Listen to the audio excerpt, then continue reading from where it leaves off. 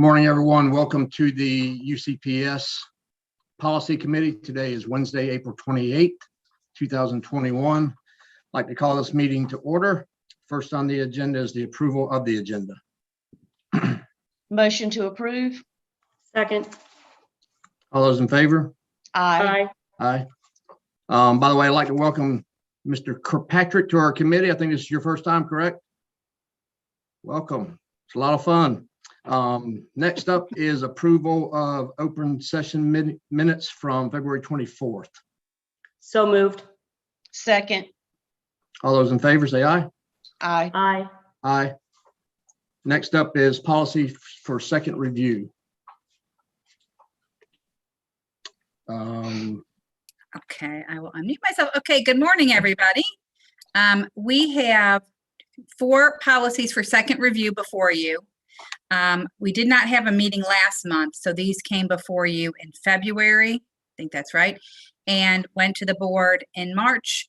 I've received no impact or input from stakeholders, board members, community members, staff on these policies, and we would ask that all 4 of them go to the Board of Education next week for approval. And I can go through each one of them if you want me to, or if you want to, if anybody has any questions on any individual ones, we can go through them one by one. Not Anyone have a any motion. questions?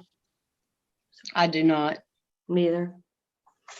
I move that we send policy 1-1, 3-3, 3-13, and 315 to the full board on May 4th for second review. Second.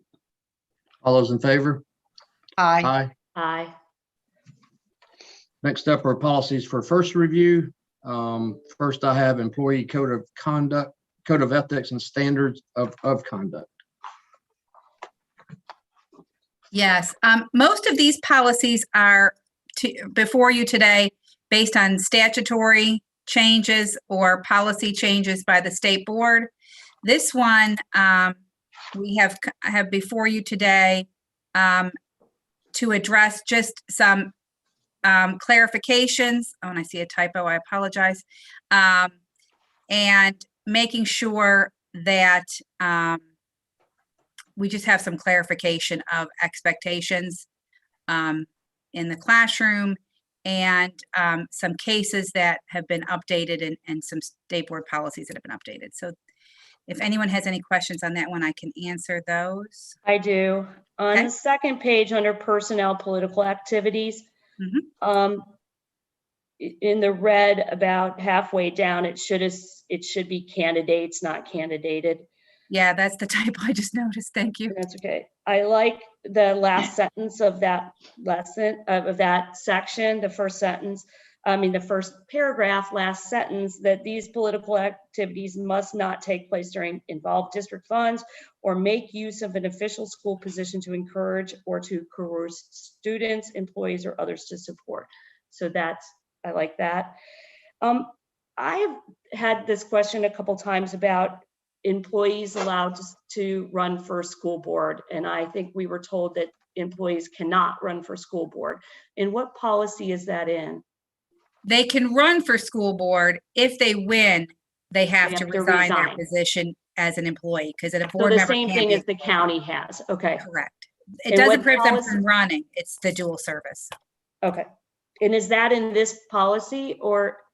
It's in state law that Okay. board members aren't employees. So I don't know that we have it in policy anywhere. I think it was somewhere in the, It says it in this section in the Does- second paragraph that a teacher upon request of the superintendent board may be granted a leave of absence without pay for the purpose of serving in any elective office other than Board of Education. Yeah, Okay. we've had some folks run for state office Okay. and those things. But Okay. you can't be a board member and. Okay.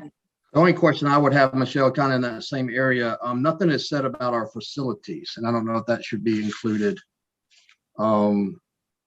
Is a teacher or a staff member allowed to use their room or some facility of UCPS for a political meeting or something like that? And I can clarify, that would probably fall under that involve district funds or materials, I can add funds, materials, or facilities, if that would make it clearer. Yeah. Yeah, I think you could put that in one, take place during work off hours or at any facility. And maybe that second to the last paragraph too, where it basically reiterates what you said up top. That's all I have. Instead of facility, do we want to say campus or property, That might be better, so you can't have them on the football field or parking on lot, your front doors. driveways? So I will add, take place during school hour or during work hours or on any board property.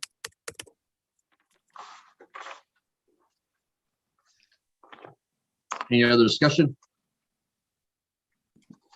No, I guess we'll approve all these at once. So we'll go on to the next one. I have 3-6 staff student relations. I don't have any questions on this one. I like the changes. Yep, I agree. Only Yeah, this question was- I had was on page 3 or 4, where we're talking about where something was identified and needs to be reported. Do we need to add in a certain amount of days? That's stated down and below for some other offenses, but up at the top, it's not. Where it says it shall immediately report. Yes,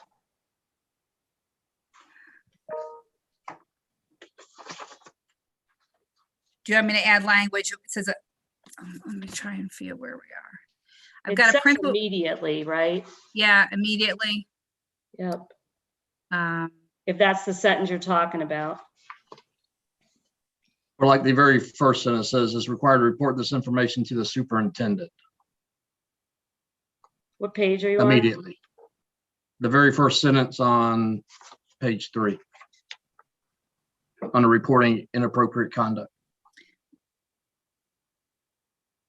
It states it later. Oh, I got, I see what you're saying. It just says Oh, I it's see what you're required to saying. report. It's in the black. It's not the new. Okay. Yeah, I'll add immediately to, has the duty report this information to immediately to the superintendent. That's all I had. okay. Anything else? Nope. Move on to 3-30, professional and staff development. I have no comments. Nope. Had no comments. Looks good. Next, we'll go to 4-16, homeless students. Okay, and those changes are based on state guidelines. And what we've tried to do is ensure that everything is in one place. So you'll see that the recommendation is to delete the administrative guideline and clarify this in the policy. We had some of the information in policy, some of it in the administrative guideline, and it didn't all Yeah. kind of meld together well. Mhm. So it made sense to put the steps all together in one location as opposed to having half here and half there. I And then like there- that. And then I there's like the been some, changes, yeah. yeah, there's been some changes to our requirements such as timeframes, et cetera. And so that's been added to this as well. So the recommendation is that this go to the board for review and the administrative guideline go for deletion. I just have a couple little things. His and her in front of designee, we got rid of that in other ones, so Yep. if you could take care of that. Sure. What was the other? On page 6, under 2C, this is just a grammatical thing.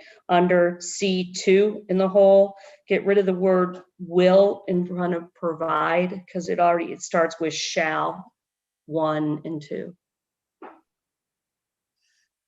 Just make sure I know where you are.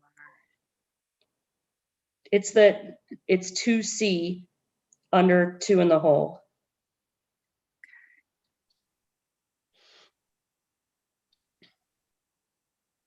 Gotcha. Thanks. Any other discussion? That's all I had. Yep. Moving on to the next one is 5-22 social media. Yes. This one, we've had some issues and there's been some changes, so we wanted to put everything together, and I've got the administrative guideline here for you as well in this one to ensure that we are clear in the expectations of the board and the administration in use of social media. There's been some confusion, and I'll try and clarify. We tried to separate professional social media from district social media, and professional social media would be an example of my LinkedIn account. It's a professional forum for, but it's not a district platform. And so then the district platforms would be the UCPS Facebook page, our Twitter accounts, Snapchat, all of those things that are district school level, Miss Morris's third grade class page, those types of things.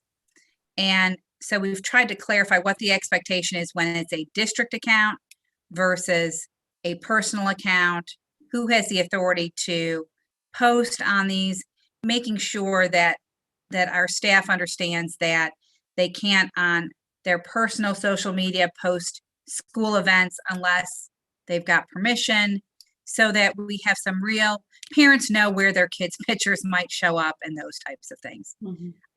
And then we've tried to clarify the expectations for how you post, what you should not post, what could happen if you post something during work time, on your personal account, or on your own time that impacts the school environment.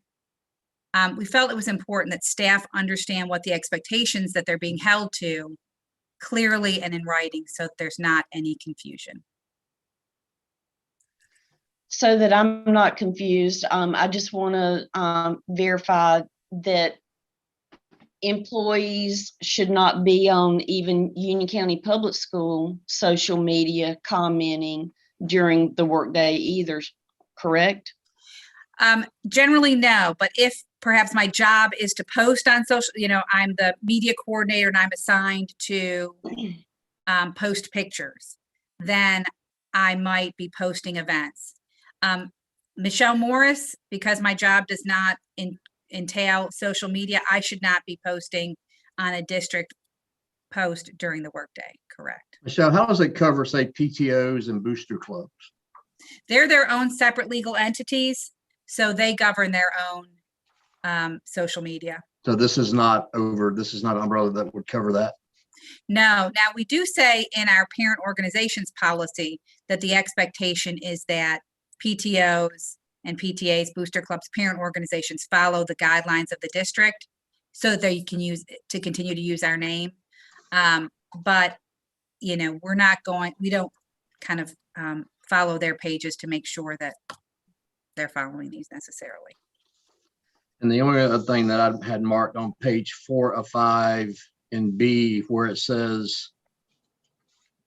talking about the exceptions, can you just explain a little bit where it says relatives or friends? I mean, to me, most teachers are, a lot of cases, are friends with their students. Is that saying that it's okay to communicate in this way with a student that you classify as a friend? It would not be, it would be those you have an outside relationship with. For example, my sons were hockey players, and so some of their teammates would ask to be my Facebook friends. And so those relationships, while they may be UCPS students, the relationship that I have with them is outside of my professional duties. And so that would not be a violation. If I were a teacher and one of my students asked to be my friend, and even though I consider them my friend because they're my student, the relationship is purely professional. So I should not accept that request. Does that make sense? The relationship needs to be outside of the school environment. Mrs. Merrill, you're on mute.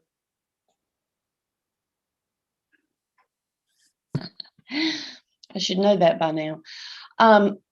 But even if, like, let's say a student moves up to middle school or high school can they then become a friend and communicate with a teacher at a different school? I would say this policy says no, because they're still, your relationship is still professional. When they graduate from 12th grade and go to Okay. college, that's a different situation. But my relationship is still based on the professional umbrella of Union County Public Schools. Okay. Well, if you go back to the staff student relations on of 3-6, it says that employees are prohibited from communing with current students through non-school controlled social media without written parental permission, except to the extent that the employee and student have an appropriate relationship which originated outside of the school setting. Correct. Okay. And written permission from the supervisor. You know, we have tried to make it clear there are certain situations, especially in the remote environment, where we may need to have communication. And so we just need to make sure that parents, administrators, everyone knows, so that it's a safe environment for our students and our staff. Yep. Any other Who discussion? maintains those written, I'm sorry, Todd, No, go ahead, I'm sorry. who maintains those written permissions? Does each individual maintain their own written a permission, or like Kathy said, turn it into their supervisor, or The and administrator is should that a maintain that. stand? Yeah, the supervisor should maintain it. If I, like, for example, if I were going to be doing that, I would maintain a copy and Dr. Houlihan would maintain a copy. Okay. Any other discussion? No. Moving along, we'll go to administrative guidelines for review. First up is policy 416. I think, Michelle, you've already addressed that. That's just, you're looking for deletion. Yes, because we've added everything to the policy. Yep. It just was one of those situations that was too confusing, because we didn't have one consistent cohesive. We had parts here, parts there that were overlapping. And so it made sense to put it together. And I've confirmed that with Dr. Hogston and Dr. Breedlove. They all agreed that's the best way to move forward with this one. Okay. And next up is social media administrative guidelines. Yes. There we go. Okay. This one, we just tried to make it consistent with the language that's in the policy, clarifying between professional and district. I think those are that's the only change to this. Just some clarification. Okay. Any discussion? Nope. No. All right, I'll look for a motion to send policy 3-2, employee code of ethics and standards of conduct, policy 3-6, staff student relations, policy 3-3, professional and student development, policy 416, homeless students, and policy 5-22, social media, to the full board on May the 4th. So moved. Along, Oh, sorry, go ahead. You can do and I administrative. was going to add the deletion of the homeless students administrative guidelines 416 and social media 522 administrative guidelines to the full board on May 4th. So moved. Second. All those in favor say aye. Aye. Aye. Aye. Our next meeting is scheduled for May 26th at 9 o'clock, and I'm assuming we'll be back in person maybe. However you all want to handle it, I'd like to make sure that we're consistent. Like I said, the last board meeting with the SPTT committee, it's hard for staff to do one virtual, one face-to-face. So we can But work it with it both appears committees. based on this month, their plans were to go in person, I think, was it not? Correct. That's their Okay. plan at this point. Kathy? Okay, so I have an issue because I have a middle schooler and I have to get her to school.